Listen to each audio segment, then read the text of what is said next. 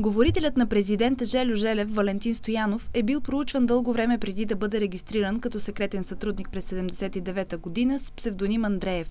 Първичните данни за него са постъпили от Орон Талев или Иван Гарелов. Не е чудно, че именно оперативният работник на Гарелов, Любен Предов, организира първоначалните срещи за вербовка със Стоянов и то още през 1976 година. В предложението за привличането на Стоянов е отбелязана позицията му спрямо службите. Винаги е на разположение на органите на държавна сигурност и е готов да работи с всички сили. През 1978 година агент Андреев е привлечен като секретен сътрудник към Първо главно управление като специалист по англоговорящите страни.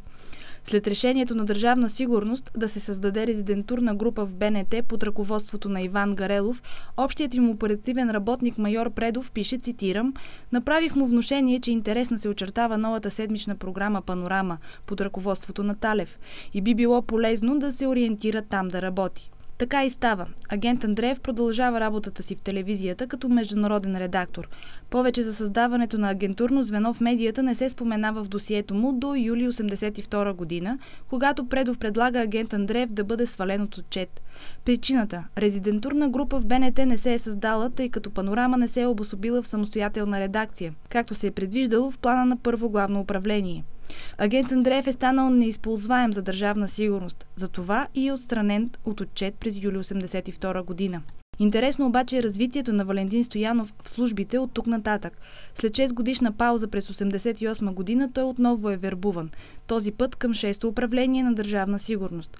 Нов е и оперативният му работник Калин Демиревски, който е ръководил, и Антони Георгиев, бивш директор на новините в БНТ и кореспондент в Москва. Псевдонимът на Валентин Стоянов също е нов, вече е агент Филип. Няма запазени документи в досието му, само регистрационна бланка с дата август 1988 година. Има обаче писмо от 90-та година, с което се иска унищожаването на личното и работно дело на агент Филип. Не става ясно, включително и от публичните изявления на Валентин Стоянов, какво е вършил той за първи отдел на 6-то управление в периода от 1988 до 90-та година.